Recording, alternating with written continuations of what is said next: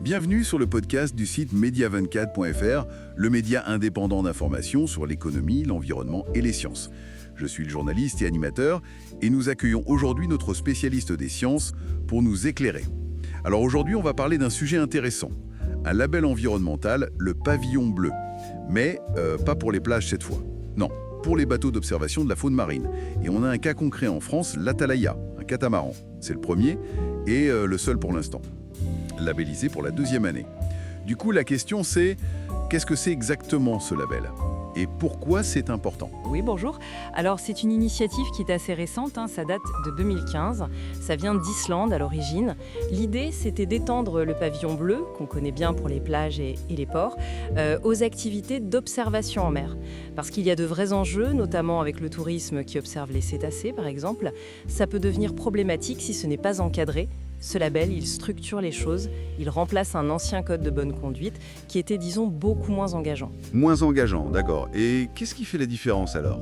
Ce nouveau référentiel, il est plus strict. Ah oui, carrément plus strict. Le référentiel est très précis, on parle de 47 critères. Et attention, 42 de ces critères sont impératifs, obligatoires pour avoir le label.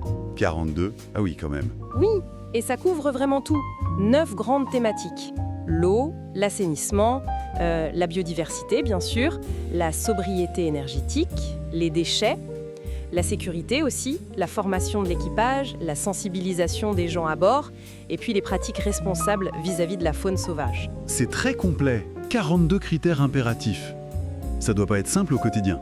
Un exemple peut-être sur la faune sauvage. Prenons les cétacés justement.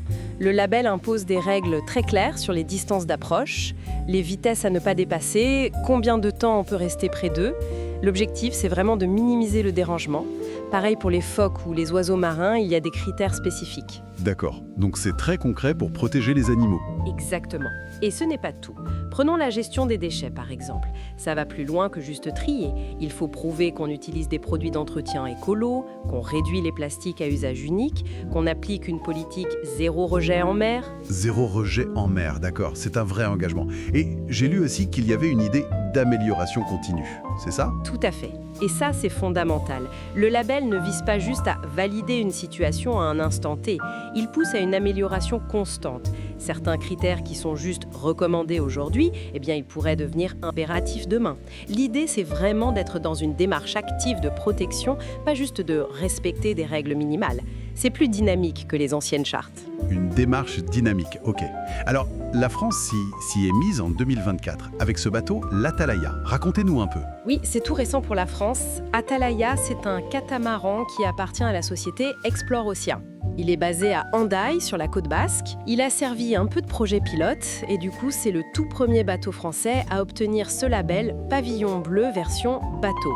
Il l'a reçu officiellement en mai 2024 à Pornichet. Et bonne nouvelle, le label vient d'être renouvelé pour 2025. Ça montre que l'engagement tient dans la durée. Et cet engagement d'Explore Océan, il se traduit comment à bord de l'Atalaya ? Il combine les sorties d'observation dans le golfe de Gascogne, qui est une zone très riche, avec une application vraiment stricte du référentiel. Ça touche à tout, l'optimisation des trajets pour consommer moins, une gestion des déchets très rigoureuse, le choix des équipements, la formation de l'équipage et bien sûr, un gros travail de sensibilisation des passagers.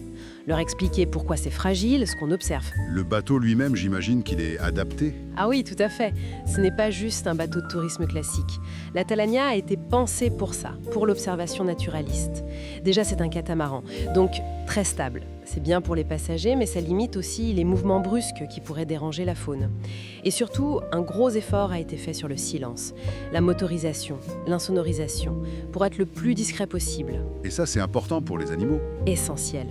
Le bruit sous-marin, c'est une pollution énorme, surtout pour les mammifères marins comme les dauphins ou les baleines qui utilisent le son pour communiquer, pour chasser. Donc un bateau silencieux, ça change tout. D'accord. Donc, pour résumer, ce pavillon bleu pour les bateaux, ce n'est pas juste un logo. C'est un outil exigeant, précis, évolutif, vraiment adapté à l'observation en mer. Et l'exemple d'Atalaya et Explore Océan montre que oui, c'est possible en France, qu'on peut allier tourisme et respect de l'environnement marin. Exactement. Ça prouve qu'un modèle économique respectueux est viable. Et ça ouvre une réflexion, je trouve. Au-delà de ce label spécifique, comment on fait pour que cette conscience du respect des écosystèmes marins se généralise ? Comment faire pour que minimiser notre impact devienne la norme pour toutes nos activités en mer, que ce soit le tourisme, la pêche, le transport, les loisirs. Il y a encore du chemin, hein. Une question importante pour l'avenir, effectivement. Merci pour votre écoute et retrouvez plus d'actualités sur media24.fr.